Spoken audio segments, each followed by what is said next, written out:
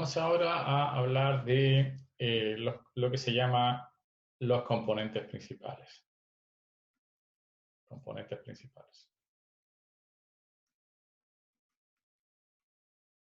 La idea es transmitir ahora, digamos, una imagen intuitiva de lo que significan los componentes principales. Nosotros ya habíamos conversado de que teníamos en particular dos variables x1 y x2. Si, por ejemplo, ρ es positivo, ρ es mayor que 0, en particular supongamos que ρ es igual a 0.8, entonces nuestra matriz de covarianza para la variable x está formada por algo así como 1, 0.8, ¿no? 0.8 es la matriz de covarianza en principio. Y si uno quiere calcular la covarianza de la variable, por ejemplo, x1 con la variable x2, uno se da cuenta de que hay correlación entre ellos. ¿Ok? En principio, esta es la covarianza que es 0.8. 0.8. Nosotros elegimos la varianza 1 y varianza 1 porque están normalizadas nuestras variables en principio. Y la matriz de covarianza coincide con la matriz de correlación. ¿Qué diferencia hay, por ejemplo, entre covarianza y correlación?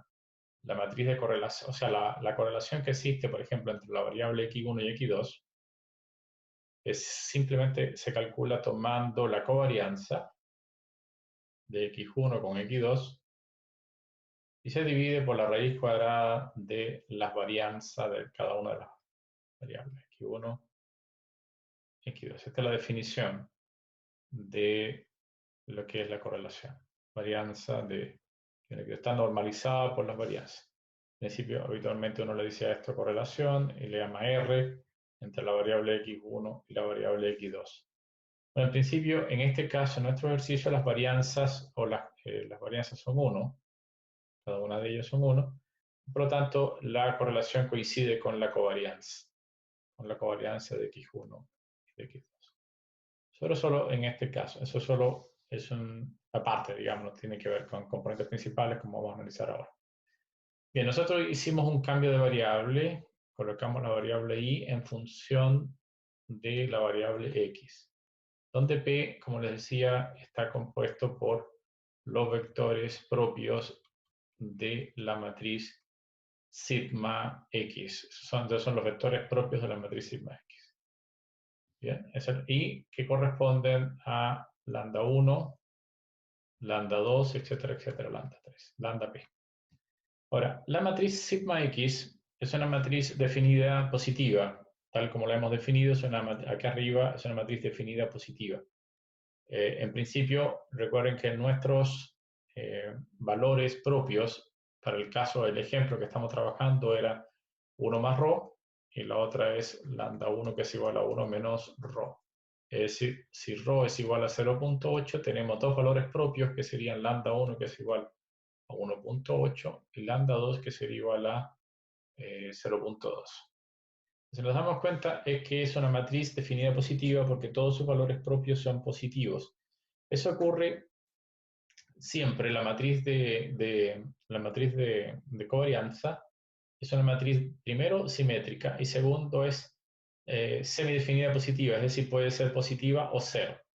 Vamos a considerar solamente en este caso de que es definida positiva. Si la matriz, entonces decimos que la matriz es definida positiva. Matriz sigma x definida positiva. Se dice que además y simétrica.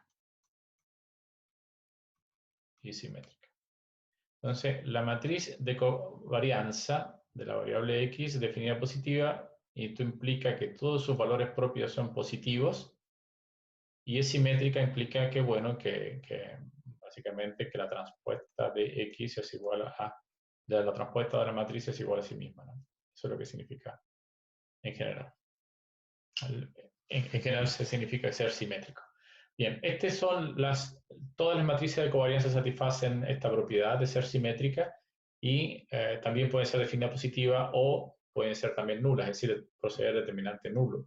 En particular, nosotros no vamos a considerar determinante nulo, solo determinante distinto de cero, y por lo tanto son matrices definidas positivas. Definida positiva, ok.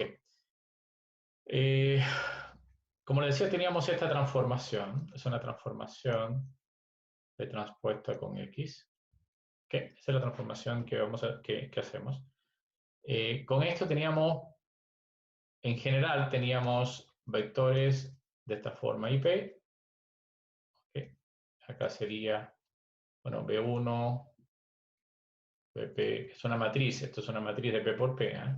Una matriz de P por P, esto es un vector de P por 1, que se multiplica con el vector IP, que sería también de P por 1. ¿Ok? P por P por P por 1 nos daría el vector de P por 1. Bien, estos vectores que están acá, recuerden que esto significa, son las combinaciones, es decir, hagamos un poquito más explícito esto para entender mejor el problema, ¿no? Un poquito más explícito.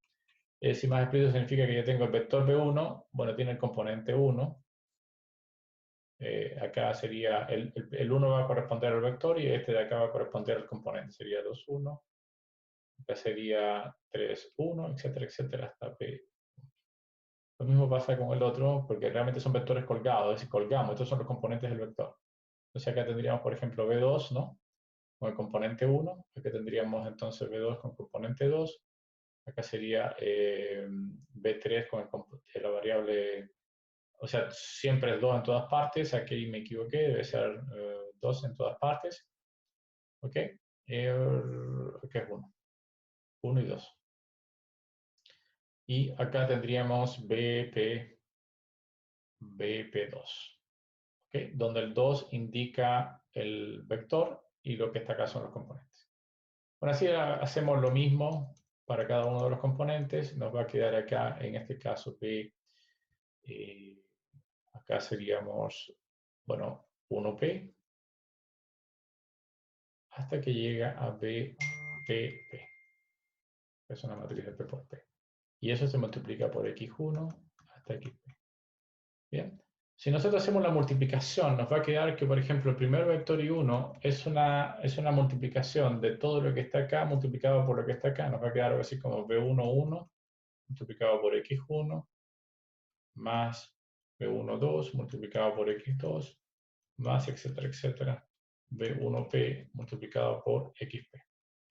Es decir, vemos, y bueno, también podemos hacerlo para el resto igual, digamos. Quedémonos con con I1 y para I2 va a ocurrir lo mismo, para I3 va a ocurrir lo mismo, etc. Lo que estamos viendo es que I1 es una combinación lineal de las variables antiguas. Estas son las variables antiguas. I1 es una especie de combinación lineal. Y los coeficientes que están acá son justamente los componentes del vector propio. Son justamente los componentes del vector propio asociado a lambda 1 en este caso. ¿Ok? Entonces I1, o sea, son los componentes del vector propio. B1, 1, B1, 2, B1P, etc. ¿Ok? Entonces, vemos que estos coeficientes que están acá, estos coeficientes, en principio, me están indicando ciertos pesos para cada una de estas variables. Es decir, supongamos que este sea 3, este sea 2, este sea 4. Me está indicando que ya toma 3 veces la variable x1, 2 veces la variable x2, 3 veces la variable xp, etc. Y con eso fabrica una nueva variable.